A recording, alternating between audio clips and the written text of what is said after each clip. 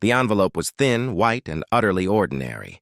It arrived with the Tuesday mail, nestled between a grocery store circular and a credit card offer. Elijah Carter almost missed it. His small bungalow on the edge of town was a sanctuary of quiet order. Books stood in precise rows on floor-to-ceiling shelves. A single African violet bloomed on the windowsill. At 68, retired from 40 years of teaching property law at the State University, his life had settled into a comfortable rhythm of reading, gardening, and occasional consulting work. He opened the envelope with a bone-handled letter opener. The county property tax bill for parcel 7B114. The amount was negligible, $127.50 for the year. He'd been paying this bill and the ones before it for decades. To the county assessor, it was just a vacant lot. 15 acres of undeveloped land in what was now the heart of Willow Creek Reserve, the most exclusive gated community in the county. To Elijah, it was his grandfather's soul. He closed his eyes and the memory came crisp as yesterday, the smell of turned earth and ripening tomatoes. His grandfather, Isaiah Carter, his hands gnarled from a lifetime of working this very land, pointing across the fields. "This land knows our sweat, Elijah," the old man had said, his voice raspy but firm. "They took the mineral rights, stole them with fancy paperwork. But the dirt? The dirt is ours." It remembers. Elijah had been 12. He didn't understand mineral rights then. He just knew the weight in his grandfather's voice. He paid the tax bill online as he always did. A ritual, a promise kept. He was the guardian of a memory, a sentinel waiting for a battle he wasn't sure would ever come. From his study window, he could see the distant rooftops of Willow Creek Reserve. He imagined the swimming pools, the tennis courts, the perfectly manicured lawns, all of it built around the heart of his family's legacy. He had no idea the battle had already begun. Across town, in the gleaming clubhouse of Willow Creek Reserve, the HOA board was in session. The air smelled of new leather and expensive coffee. Richard Thorne, the board president and original developer, stood at the head of the mahogany table. He was a man who wore his wealth like armor: custom suit, Rolex, a tan maintained by weekly golf. "The clubhouse expansion is essential for property values," he declared, pointing to architectural renderings. "We add a second pool, a state-of-the-art gym, and we become the premier community in the state." The other board members, a cardiologist, a venture capitalist, and a retired judge, nodded their agreement. Progress to them was a constant upward trajectory. "One logistical issue," said the surveyor, a nervous man named Ben. He unrolled a set of plots on the table. "The proposed expansion? It sits on parcel 7B114. Thorne waved a dismissive hand. "We own all the land in the reserve." Ben cleared his throat. "Actually, sir, you don't. Not that parcel. The title search. It's never been transferred. The county records show it's still owned by Isaiah Carter. Heirs, presumably." A stunned silence filled the room. The retired judge, Arthur Lowell, spoke first. "That's impossible. We've been maintaining that land for years. The roads, the utilities. We built everything around it." "That's the problem," Ben said softly. "You built around it. But the expansion goes on it." Richard Thorne's face hardened. "This is a minor technicality. We'll eminent domain it, or just make the owner an offer he can't refuse." "Who is it?" Ben checked his notes. "The tax bills are sent to Elijah Carter, at an address on the other side of the county." Thorne smiled. It wasn't a pleasant expression. "Good, nobody. Send the lawyers. Offer him $50,000. He'll probably faint at the amount." They moved on to discussing pool heaters. The problem, in their minds, was already solved. They had no idea they were walking directly into a trap that had been set 70 years ago. A week later, a black luxury sedan pulled up to Elijah's modest bungalow. Two men in expensive suits emerged. They looked like crows against his colorful flower beds. Elijah answered the door before they could knock. He'd been expecting them. "Mr. Carter, I'm Robert Walsh from Thorne & Associates. This is my associate." The younger lawyer flashed a condescending smile. "May we come in?" Elijah led them to his study. They took the two leather chairs, their eyes scanning the room, subtly assessing his worth. "We represent the Willow Creek Reserve Homeowners Association," Walsh began, placing a briefcase on his knees. "It seems there's a small parcel of land within our development that's still listed in your family's name." "A clerical oversight, I'm sure." Elijah said nothing. He simply waited. "We're prepared to make this very simple," Walsh continued, clicking open the briefcase. He slid a single sheet of paper across the desk. "A one-time offer of $75,000. More than fair for a vacant lot you've probably forgotten you owned." Elijah didn't look at the paper. He looked at the lawyer. "My grandfather bought that land in 1938. He paid for it with the sweat of his brow. He told me never to sell it." Walsh's smile tightened. "Sentimentality is understandable, Mr. Carter, but be realistic. What use is it to you? We're offering life-changing money." "Life-changing?" Elijah finally picked up the paper. He read it slowly, then set it back down. "You've built 120 homes on the land surrounding mine. The average price is, what, $2 million? And you're offering me $75,000? It's a very generous offer for unimproved land." Elijah leaned forward, his dark eyes sharp and clear. "Tell me, Mr. Walsh, how do your homeowners sleep at night, knowing their driveways, their sewer lines, their children's playgrounds are all trespassing on my property?" The younger lawyer blinked. "Trespassing is a strong word. It's the correct word." Elijah stood up, ending the meeting. "My grandfather told me you'd come someday. He said you'd offer pennies for our legacy." He walked to the door and opened it. "Tell Mr. Thorne the Carter family isn't selling. We've just begun to collect the rent." The lawyers left, their confidence shaken. Elijah watched them go, then returned to his study. He took a heavy, leather-bound ledger from his shelf. It was time to open the trap. The ledger smelled of old paper and time. Elijah's grandfather had started it in 1938, the year he bought the land. Every entry was in his precise, school-taught cursive. March 15, 1938. Paid in full to Samuel Jenkins. 40 acres. $400, all cash from crop savings. April 2nd, 1938. Filed deed with county recorder. No mortgage. Free and clear. Elijah turned the brittle pages. His grandfather had documented everything. The first crops planted. The well dug. The barn was built with his own hands. Then came the entries that made Elijah's jaw tighten. June 12, 1952. Thorne Mining Company representatives came today. Offered $500 for mineral rights. Refused. August 8, 1952. County inspector says land may be reclassified if we don't sell mineral rights. October 15, 1952.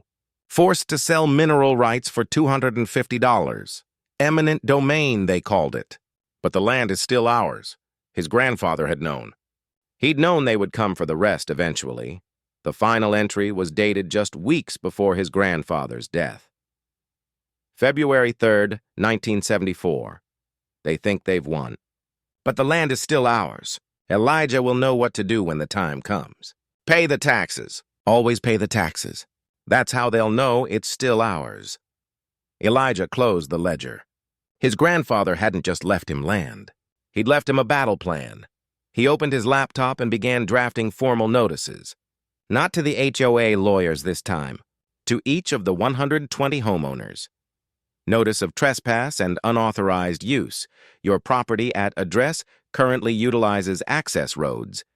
Utility easements and common areas that cross Parcel 7B114, owned by the undersigned. Please cease all unauthorized use immediately or contact us to discuss licensing terms. He signed each one. Elijah Carter, owner of record. Then he made one more phone call. To a former student who now worked at the largest newspaper in the state. "It's time," Elijah said quietly. "The story my grandfather told me to tell when they finally came for the land. The trap wasn't just legal. It was public, and it was about to spring shut.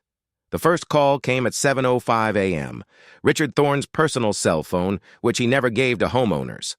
"Thorne, what the hell is this trespass notice? My wife is panicking!" Before he could respond, another call beeped through. Then another. By 8 a.m., his office line was swamped. Homeowners screaming, threatening lawsuits, demanding answers. In the clubhouse, chaos reigned. The HOA board faced 24 furious residents. "You told us this was handled." shouted a man still in his bathrobe. Arthur Lowell, the retired judge, tried to calm them. "It's a bluff. An old man trying to scare us into paying more." That's when Richard's assistant burst in, face pale. "Sir, the Herald." Front page. The newspaper headline was devastating. "Developer builds 240 community on land he doesn't own. Retired professor holds deed to 120 luxury homes access."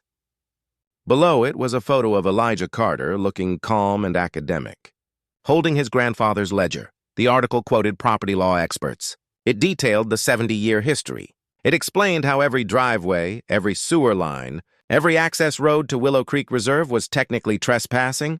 Worst of all, it included Elijah's quiet statement. "My grandfather always said this land would provide for our family." I believe he was right. Richard Thorne stared at the newspaper, his hands trembling. This wasn't a negotiation anymore. This was a siege.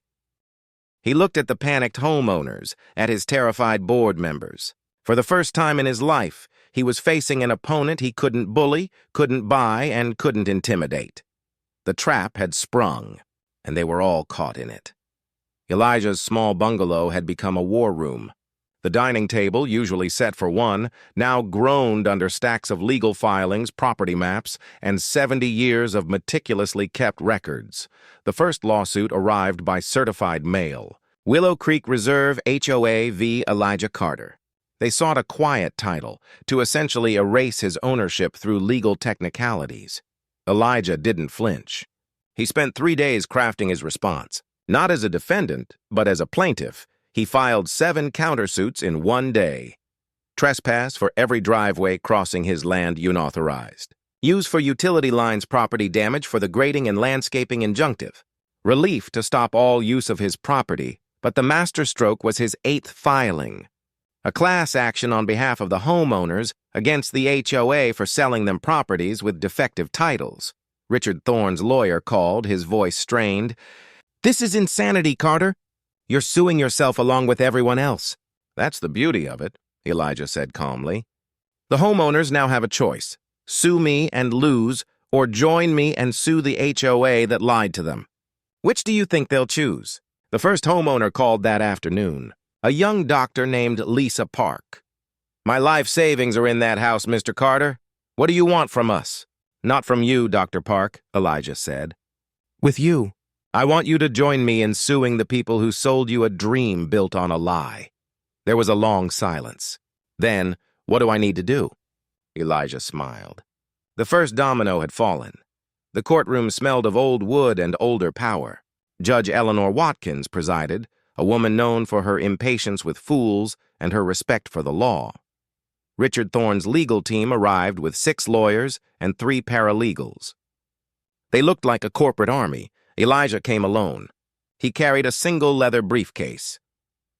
"Your Honor," Thorne's lead attorney began, "this is a straightforward case of adverse possession. The HOA has maintained this land for over a decade. Mr. Carter never objected until he saw an opportunity for extortion." Judge Watkins turned to Elijah. "Mr. Carter, you're representing yourself?" "I am, Your Honor, and I'd like to introduce Exhibit A." He placed his grandfather's ledger on the bench. The history of Parcel 7B114. He walked the judge through the entries. The purchase, the forced mineral rights sale, the decades of tax payments. Then he placed a surveyor's map on the display screen. The HOA claims adverse possession. But for that to apply, their use must be hostile, open, and notorious. He zoomed in on the map. Their own architectural plans show they deliberately built around my property. They knew it wasn't theirs. That's not adverse possession, that's admission. The HOA lawyers shifted uncomfortably. Furthermore, Elijah continued, I have here letters from 1998, 2005, and 2012 where the county notified the HOA of the title discrepancy. They ignored everyone. Judge Watkins removed her glasses. Mr. Thorne, you built a $250 million development knowing there was a cloud on the title? Thorne's lawyer stammered. We believed it was a minor technicality, Your Honor. A technicality? The judge's voice was dangerously quiet. You have 120 families living on property with defective titles because you couldn't be bothered with due diligence? She looked at Elijah. "Mr. Carter, what are you seeking?" "Not money, Your Honor. Truth and consequences."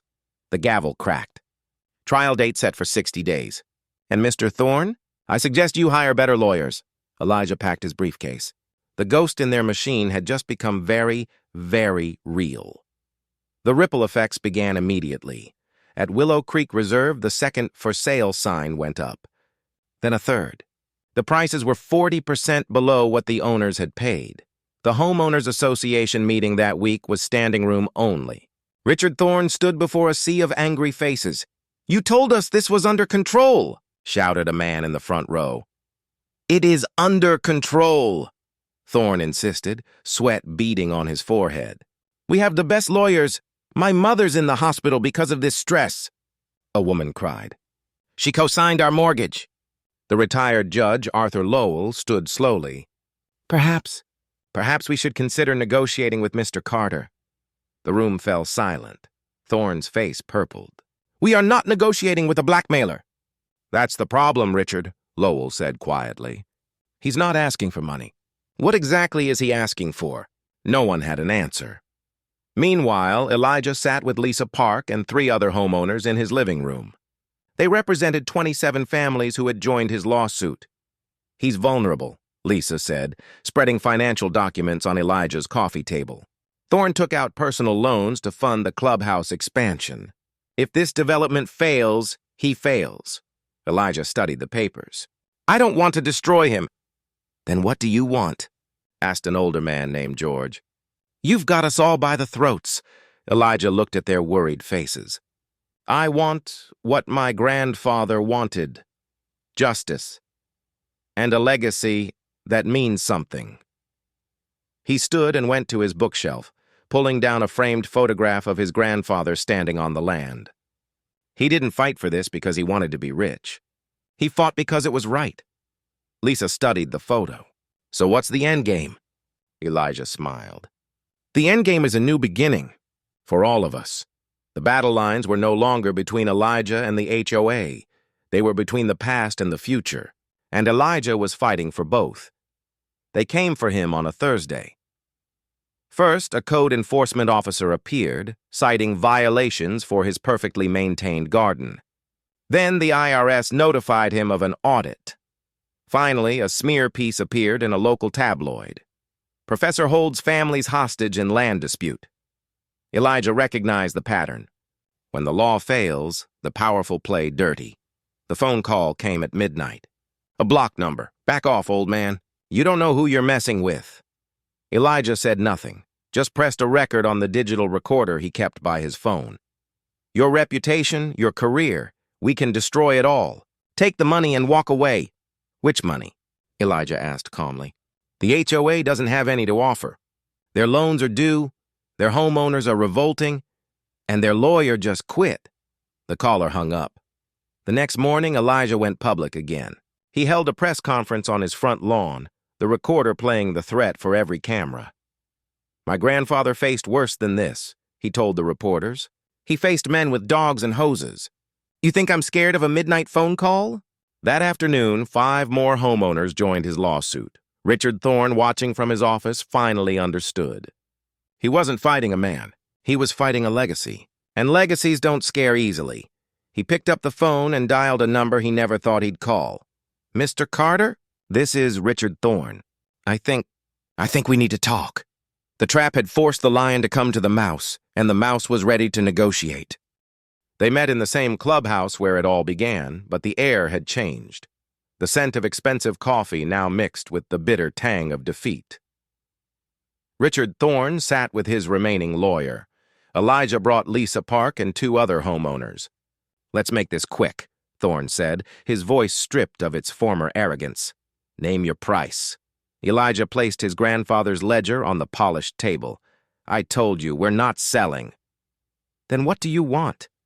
Thorne's hands trembled slightly. "You've destroyed my reputation, my business." "I want what my grandfather was denied," Elijah said quietly. "Dignity, legacy, and justice." He slid a single sheet of paper across the table. "These are my terms." Thorne read them, his face shifting from confusion to disbelief. "You can't be serious." "I've never been more serious in my life." Lisa Park leaned forward. "We've already got 43 homeowners signed on. Either you agree or we take this to trial and you lose everything." Thorne looked at the faces around. The table, the retired professor, the young doctor, the other homeowners. They weren't negotiating. They were presenting reality. He picked up the pen. It felt heavier than any he'd ever held. "Your grandfather," Thorne said softly. "I remember him. Stubborn old man. Wouldn't sell, no matter what we offered." Elijah's eyes narrowed. "You knew him?" Everyone knew Isaiah Carter. Thorne signed the document with a shaky hand. "He was the only one who ever stood up to my father. Now I understand why." The signature was done. The war was over, but the healing was just beginning. The changes happened quickly. First, the Willow Creek Reserve signs came down. In their place went new ones. Carter Legacy Estates. Then came the community meeting, the first where homeowners, not developers, made the decisions. Elijah sat in the back, watching. Lisa Park stood at the front. "The first order of business, the scholarship fund.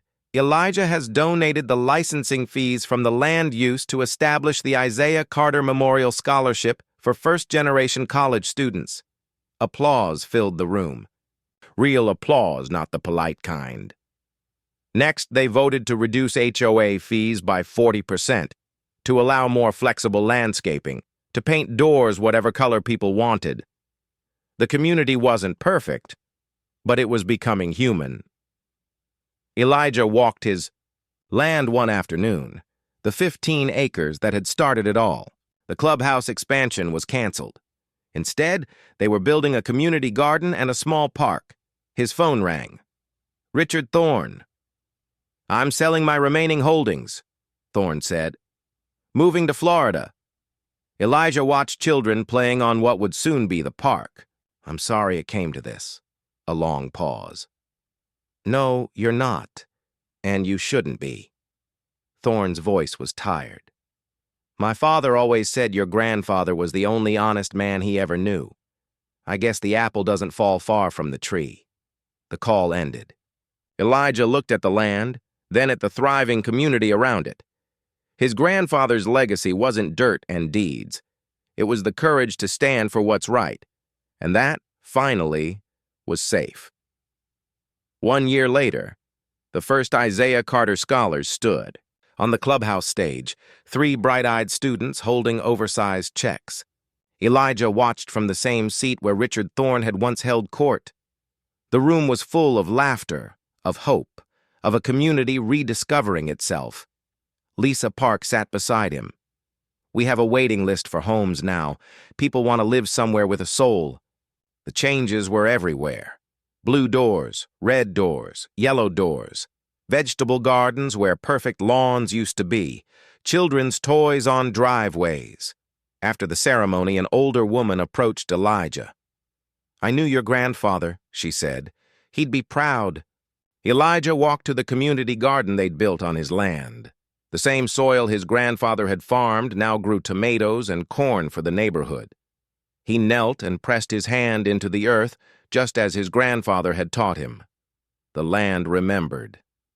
It remembered the sweat, the struggle, the injustice, but now it would also remember the healing. He looked at the thriving community around him, the diverse, vibrant, imperfectly perfect neighborhood that had risen from the ashes of greed. His grandfather's voice seemed to whisper on the wind. "This is what I fought for, Elijah, not for dirt, but for dignity, not for land, but for legacy." Elijah Carter stood, dusting the soil from his hands. The battle was over. The harvest had begun. And the land, at last, was free. Thanks for watching. Like, share, and subscribe.